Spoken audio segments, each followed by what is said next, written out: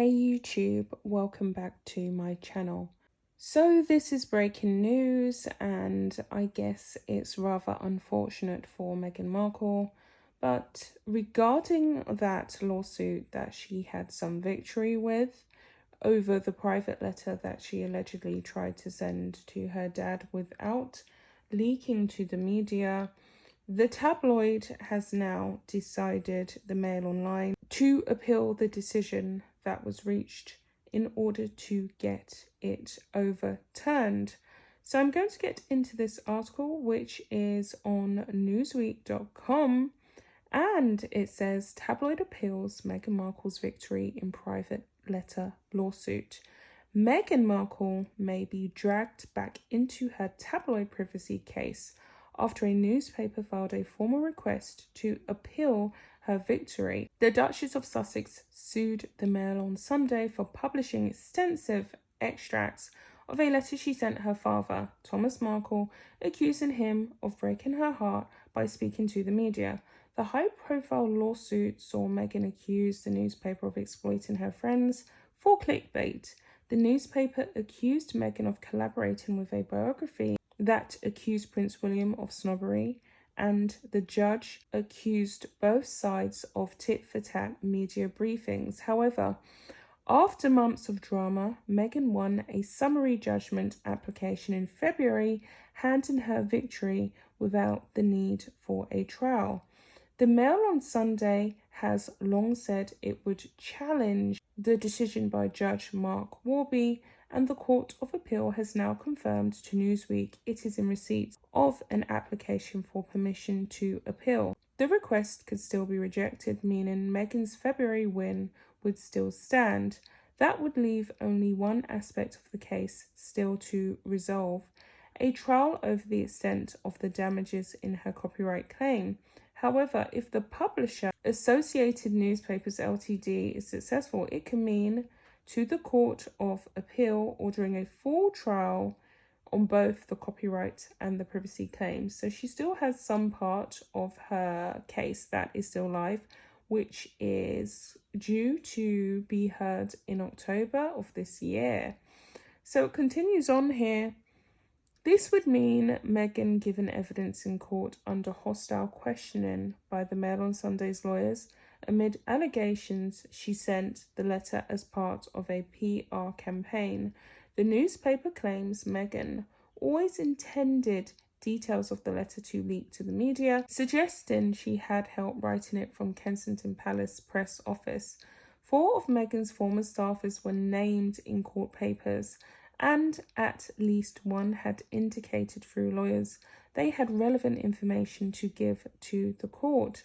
However, Warby's February ruling came before any testimony was provided, meaning if a new trial was ordered, new claims about the Duchess could emerge.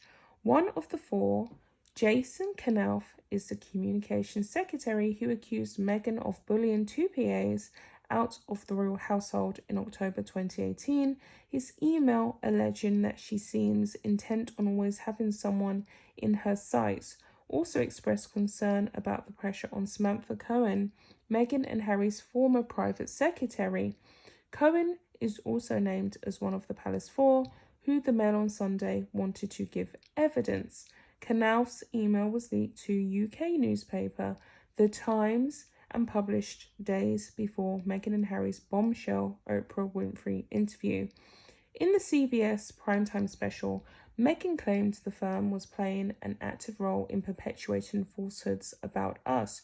She said she was left feeling quite negative and having dangerous thoughts by the negative press coverage. But when she asked the palace to go away to get professional help, she was told it would make the royals look bad, which is untrue because we know that the royals have an extensive history of supporting mental health charities and mental health organisations. So it continues on here. Warby refused an initial application for permission to appeal his ruling, but said the newspaper could apply directly to the Court of Appeal, which is what has now happened. A court filing from the first request shows the newspaper intends to argue the judge was wrong in the way he balanced Meghan's right to privacy against its right to freedom of expression. The Mail on Sunday's lawyers claim Meghan intended to use the letter for PR purposes, diminishing her own privacy right to the extent that it no longer outweighed the right to free speech. The filing reads, the judge wrongly treated Meghan's intention to disclose the letter as part of a media strategy as an all-or-nothing point, which either meant she had no reasonable expectation of privacy at all or was legally irrelevant. The judge failed to consider whether such an intention, if established at trial, was capable of diminishing her privacy right, and if so, to what extent. In his judgment, Warby wrote, it was, in short, a personal and private letter. The majority of what was published was about the claimant's own behaviour, her feelings of anguish about her father's behaviour as she saw it, and the resulting rift between them. These are inherently private and personal matters. The claimant had a reasonable expectation that the contents of the letter would remain private. The articles interfered with that reasonable expectation. And that is the end of this article, so there you have it. I can see why the Associated Newspapers would like to appeal this Meghan Markle decision, because rightfully they had an opportunity and they have the right to tell us the truth, and they should have freedom of speech in order to report the news as and how they feel it should be reported within reason. Of course, they cannot just report on people's private affairs without permission, but it's rather confusing that their case was quashed with a summary judgment when there was definitely grounds for exploration.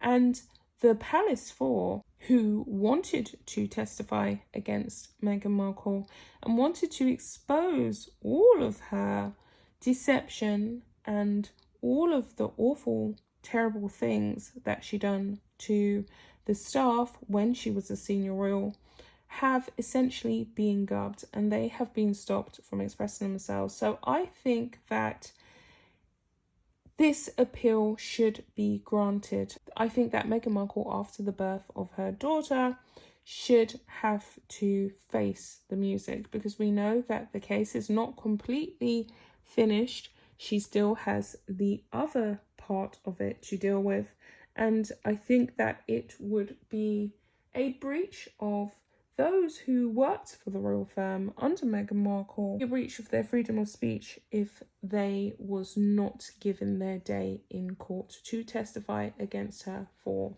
the poor treatment that they allegedly claim they received when they was working under her and working for her. It's all gotten very serious, hasn't it? This is definitely going to put a spanner in the works of them apparently trying to move on and have this private life out in America, even though they are very much in steady communication with the likes of People magazine and various American media outlets.